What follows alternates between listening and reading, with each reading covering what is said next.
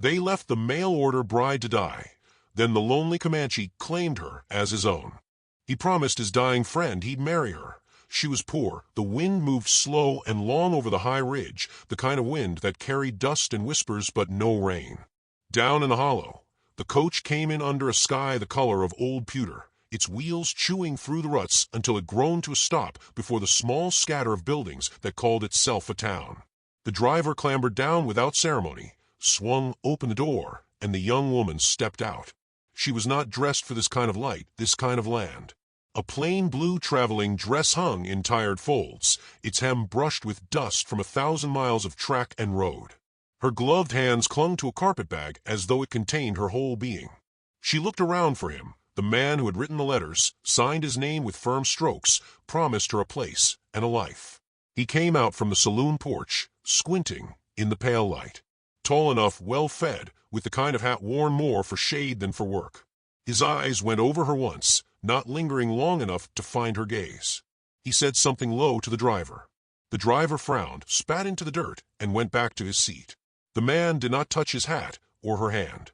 He muttered something about mistake and not what was described, and the words seemed to fall like ash between them. Then he turned his back and walked away, boots scuffing down the street toward the saloon's swinging doors. She watched him go, still holding the carpetbag, her pulse pressing against her collar. The coachman cleared his throat. He waited, perhaps expecting her to climb back inside. She did not move. With a small shake of his head, he clambered up and flicked the reins, and the stage lurched away. The sound of hooves and wheels faded until only the wind remained. A woman in a gingham apron crossed the street, gave her a glance, quick, guarded, and slipped inside the general store. A boy, barefoot and curious, lingered near the hitching post before his mother called him sharply away. The street emptied as the hour pulled toward afternoon. She set the bag down for a moment, feeling the weight in her arms. It wasn't heavy with belongings, but with the truth that she was now nowhere, belonging to no one. The wind licked strands of hair free from her bun and carried the smell of sage and wood smoke. Far above, on the ridge, a lone rider sat his horse. The animal was dark, with a thick mane lifted by the breeze. The man upon it was still, his back straight, his face turned toward the town. From this distance, his features were unreadable, only his silhouette sharp against the cloud-bleached sky. He stayed there a long moment, the reins slack in his hands, watching the small figure of the woman below. As the sun began its slow lean westward, the woman, Evelyn, moved to the shade of the old hitching post. The boards were gray with age, worn smooth by years of tether horses.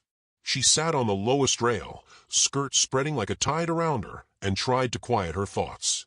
She told herself she would wait, that the man might change his mind, come to his senses. But hours passed, and the only footsteps that came near belonged to strangers who passed her by without pause. She thought of the small rented room she had left behind in St. Louis, of the seamstress's work that paid for her passage, of the letters folded and unfolded until the paper had softened. She had gambled all of it on the promise of a man who could not meet her eyes. When the shadows stretched long, she felt the first edge of fear. There was no lodging here for a woman without coin, no place she could walk into without the weight of questions and stares. The town was not unfriendly so much as uninterested, its people moving along paths that did not cross hers. She rose, thinking to at least find water, when a group of young men came around the corner from the alley behind the mercantile. They carried the smell of liquor and the restless energy of those looking for sport.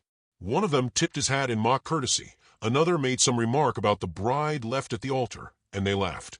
She stepped back, her hand tightening on the carpetbag. They drifted closer, their boots crunching in the grit, their eyes bright with something mean. Then the wind shifted. The sound of hooves came from the road beyond, slow and deliberate. The young men glanced over, and their laughter faltered. The rider from the ridge approached, his horse moving with the unhurried certainty of an animal that feared nothing.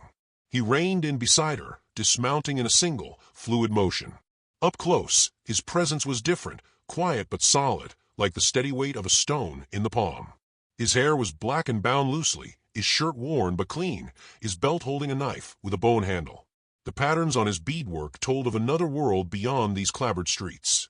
He looked at the young men, not with challenge, but with a calm that made them restless. One shifted his weight, muttered something, and another laughed too loud before turning away. In moments they were gone, their footsteps fading into the rattle of the wind. The man turned to her then. From this nearness, she saw that his eyes were dark but not hard, the kind that noticed without prying. He untied the blanket from behind his saddle and held it out to her. His voice, when he spoke, was low and steady, the syllables shaped by an accent she did not know well. She did not understand every word, but the meaning was plain: take it for warmth. Her first instinct was to refuse.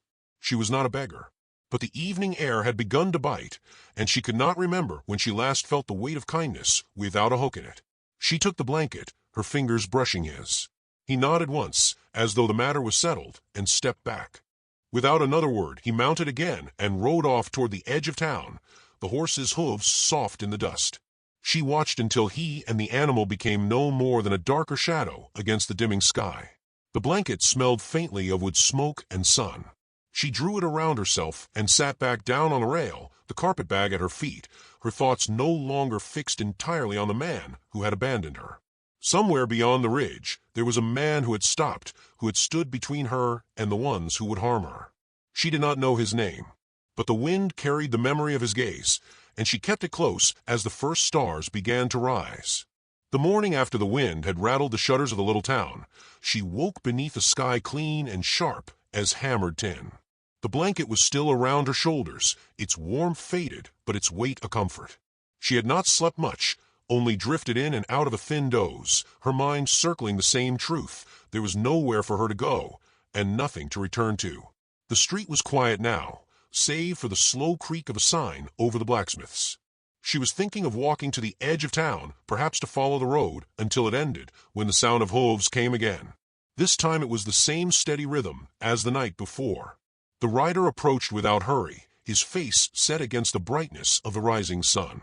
He stopped a few paces from her and spoke a few words she did not fully catch, but his gesture was clear. He had come for her. She hesitated, the carpet-bag tight in her grip, until she saw the faint curve of patience in his expression. Whatever lay beyond this street, it could not be worse than staying. She climbed up behind him, feeling the rough hide of the saddle beneath her hands. He turned the horse toward the ridge, and the town fell away behind them like a bad dream that was already losing its edges. The land opened out in long sweeps of grass and rock, the wind free to move as it pleased. He led her to a small hollow where a stand of cottonwoods gathered like green sentinels over a narrow stream. There a hide tent stood anchored against the wind, and a small fire pit held the ghost of last night's embers. He slid down and tethered the horse, then gestured for her to sit near the fire. From a bundle, he drew strips of dried meat, a tin of beans, and a blackened kettle. He set about building a fire without speaking, the movements practiced and sure. She found herself watching the way he worked, how he placed each twig, how his hands moved with care rather than haste. When the fire caught, he handed her the tin cup first, letting her eat before he did. The beans were warm and plain, but they steadied her in a way she had not felt in days. She tried to thank him, but her voice caught. He only nodded, as if thanks were unnecessary between them. The hours that followed unfolded in a quiet rhythm.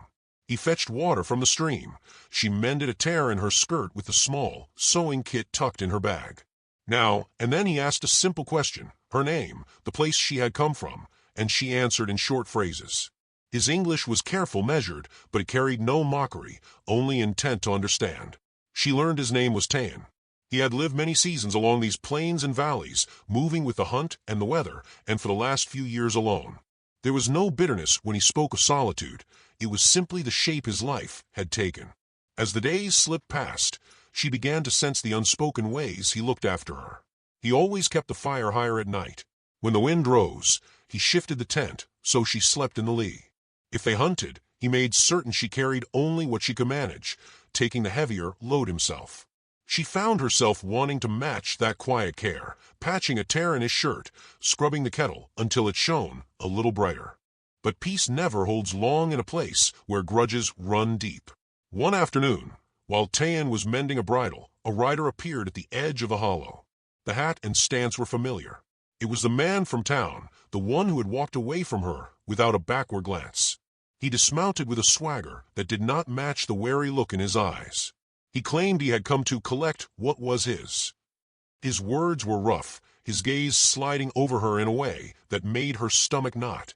Tayan stood without haste, the bridle forgotten in the grass. The man spat in the dirt, called her foolish for staying, called him worse. When she did not move toward the man, his voice sharpened. He said the papers had been signed, that her passage had been paid, and that made her his. The air between them tightened. Tayan stepped closer, not touching her, but placing himself between them in a way that left no doubt.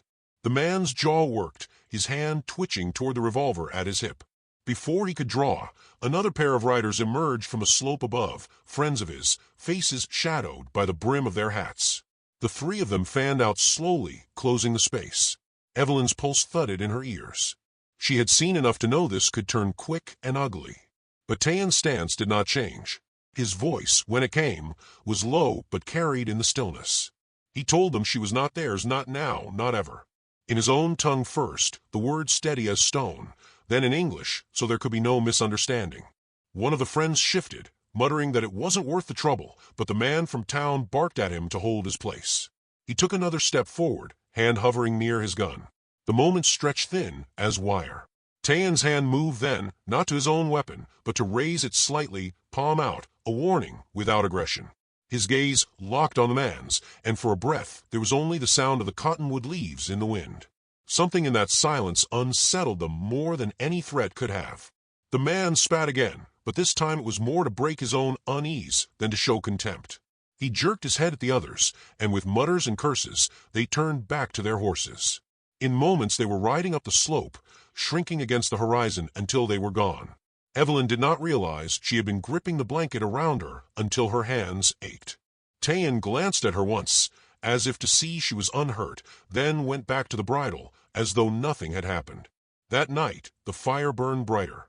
She sat close to it, the blanket wrapped high, listening to the small sounds of the night, the pop of sap in the wood, the sigh of the wind in the trees.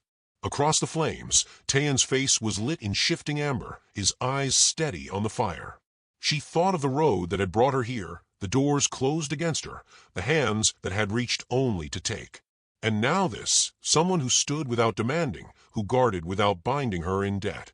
She felt the weight of it settle in her chest, not heavy, but sure. When she spoke, her voice was quiet, enough the fire almost swallowed it. She told him she was not afraid anymore. He did not answer right away, only gave a small nod, as if fearlessness was not something to announce but to carry.